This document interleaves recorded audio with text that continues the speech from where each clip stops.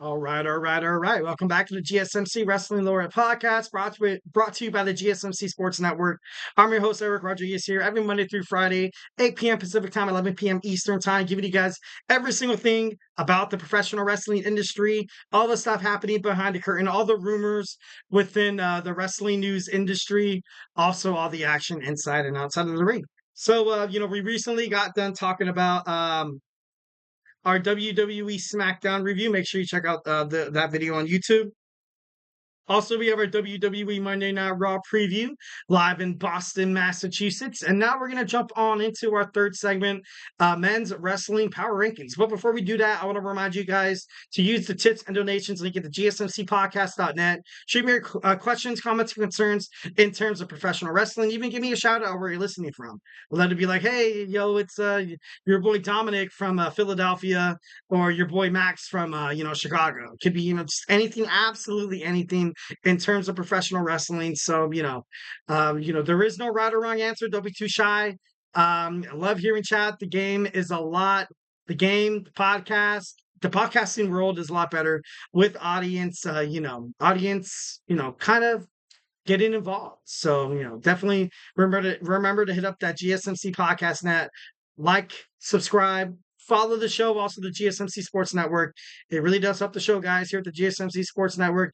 We do love a lot of peace, love, and positivity. So, let's dig on into it. So, we're going to talk about our men's power rankings. Let's do this. And why? There we go. All right. So, we're going to start off with number 10. Number 10, I have Solo Sikoa. Solo Sikoa, for the longest time, I'm still a little skeptical about this. Is he being outshined by Jacob Fatu? Maybe. But right now, he's kind of in the driver's seat.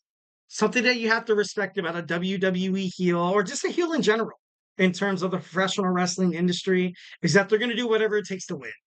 Even if it looks like, some guys are better, because, during the segments of the bloodline with Roman Reigns, people had speculations that Jey Uso was kind of outshining the tribal chief, Roman Reigns.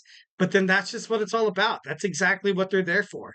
And for that, I highly respect Solo Sikoa. I loved that promo, getting rid of Paul Heyman on WWE SmackDown. It was pretty crazy. It was pretty gruesome. I feel bad for the guy. In terms of kayfabe, my thoughts and prayers are with Paul Heyman right now, hoping for a speedy recovery.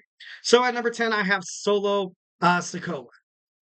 At number nine, I got EC3. EC3 still holding the NWA, the National Wrestling Alliance's brand, on his back. Solamente.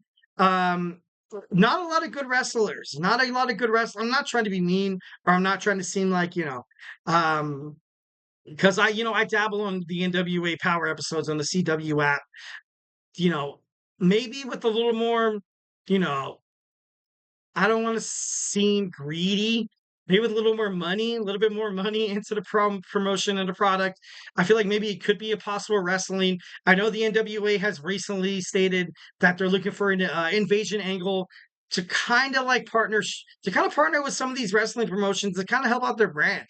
The NWA has been around probably the longest out of every wrestling promotion, the AEW, the WWE, also TNA. So, we'd love to see it kind of make a comeback. Will it kind of kill over? Obviously, you kind of have the vice president, Billy Corgan of the frontman of Smashing Pumpkins. I don't think he would ever kind of let it go under, but gotta respect EC3 as the world champion over there in NWA. At number 8, I have Trick Williams. Trick Williams has a hell of a match, a fatal 4-way match against Ethan Page, against Shawn Spears, and also against the young OG, Javon Evans, heading toward Heat Wave on Saturday. It's going to be big. It's going to be pretty, this is going to be probably the biggest match that Trick Williams is going to ever have to face in his career. A lot of people want his title. And now you kind of have speculations that the NXT will be working with the with TNA, possibly the NWA, if it's approved for the partnership with TNA and WWE. Trick Williams so far has represented the title really, really well. I feel like the hardest thing to do, especially if you are in NXT, if you are a rising star after the WWE draft, where you see main stars like Dijak, which, kind of ended kind of badly, Ilya Dragunov, Carmelo Hayes, et cetera, leaving the NXT brand. You're basically like, you're giving the keys to the Ferrari, kid. You're like, hey, man, don't crash it. Let's see how you do with this. And if we like you, we will keep you. We will give you these keys. Oh, well, in his case, it's not a Ferrari. It's the WWE World NXT Championship, which is way more prestigious than some BS Ferrari. Who wants a Ferrari instead of the WWE NXT World Heavyweight Championship? I know I don't. I'm just kidding. No, I don't know. Trick Williams gotta respect Trick Williams. 1010%. At number 7, I put this down here because you gotta respect Moose. Moose has been a very, very, very dominant TNA Impact World Heavyweight Champion. No one's going to take him down. I don't think Jeff Hardy, even though he made such a statement coming back to TNA. And it's kind of crazy. Maybe I should say NXT because the partnership. I'm just kidding. But it's gonna be. I can't think of anybody, even on the NXT roster. I really can't think of anybody who can defeat Moose. To be honest, being brutally honest, he's an amazing TNA Impact, wrestler personnel, the best champion, the leader of the system. So, gotta respect Moose, my man Moose at number 7. At number 6, I got Will Ospreay, the AEW International Champion, has failed. He lost against Will Ospreay, against Swerve Strickland. Swerve. And you can't fault him for that. You honestly can't hate on Will Ospreay because he's amazing. He's the best wrestler in the whole entire world. I don't think there's anybody can get the job done like Will Ospreay. Obviously you kind of have Kenny Omega. You now have sort of, I want to say Cody Rhodes, AJ Styles in that nature. But, you think about wrestling internationally. You got to think of Will Ospreay, the aerial assassin. He's done it all. He's wrestled in every single wrestling promotion you could possibly think of. Of course, I'm not stupid. I know that, oh, Eric, he didn't do this. He didn't do that. He didn't do, like, come on. You got to respect. You got to give flowers. You got to give credit whenever they're due. And Will Ospreay, although he did lose against Swerve last night on AEW Forbidden Door, I don't really discredit that. It's not an arbitration to, his legacy, to his furthermore challenges, and also his further success. So I think Will Ospreay is perfect right there at that 6th spot. At number 5, I got Mark Briscoe. Mark Briscoe is the man. He was, he was 8 last week. This week, he's number 5. He defeated the Ring of Honor television champion, the hot, the young, the dominant, the ruthless Kyle Fletcher. So much credit due to this man right here. Kyle Fletcher has been the hottest superstar in Ring of Honor. He hasn't lost a match since 2022. 2022, he's had more than 15, 18 consecutive victories. Came through screeching hold against Mark Briscoe. Obviously, super hungry.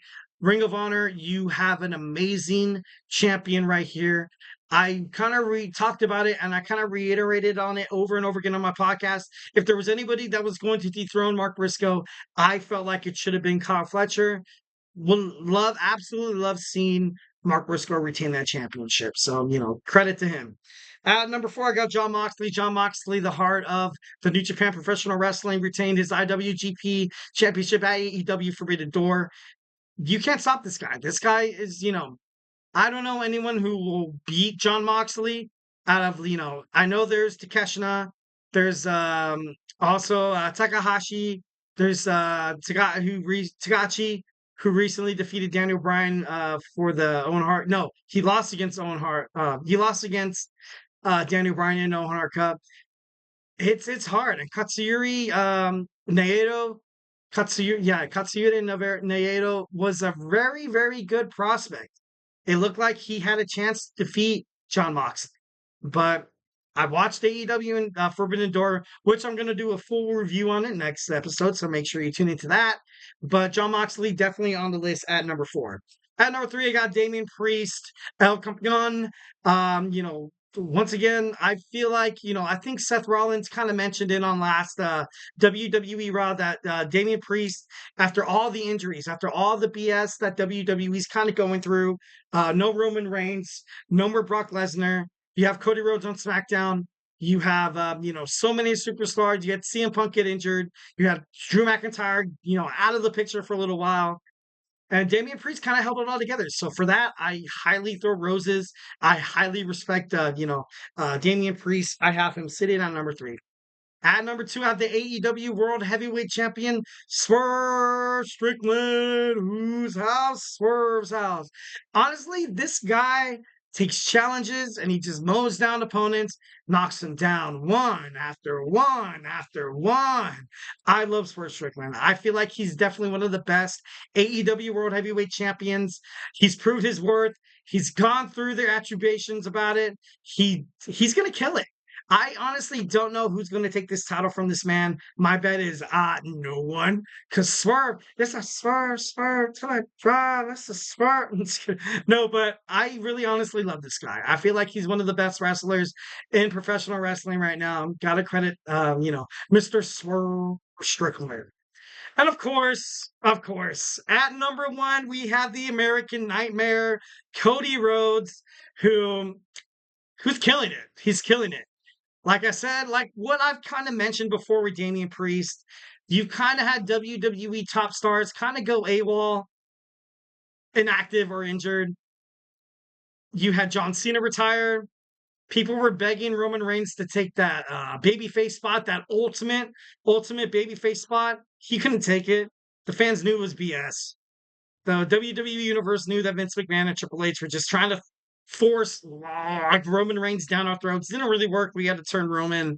We had to turn him heel. I'm sorry. Let's put Seth in there.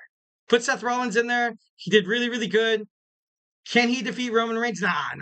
He can't defeat Roman Reigns. Instead, let's give him the World Heavyweight Championship. And he had a great 365 plus day reign. So who's next?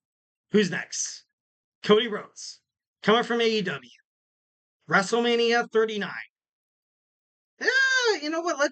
Let's let him win. Cody Rhodes did not know he was going to lose that match until mid-match. He was in the ring. I can bet like a referee got him kind of nudged on the shoulder, be like, "Hey, dude, you're gonna take a spear for the loss. We're gonna have Solo Sikoa." And he's like, "Dude, are you kidding me? You kidding me right now?" So then you had Cody Rhodes lose against Roman Reigns. Cody wins under the Royal Rumble. Then you have The Rock come in. The fans love the idea of a bloodline civil war. Who's going to fight for the head of the table? But then the fans, they thought about it. They're like, yeah, but we would rather see Cody Rhodes see if he can finish the story. He did win the Royal Rumble. So yeah. All right, guys. So that's my number 1. I have the American Nightmare sitting right there for Cody Rhodes. Do not go anywhere. We're going to talk about our women's. We went through the men's, and now we got to respect the amazing, incredible women's wrestling division. So yeah, do not go anywhere.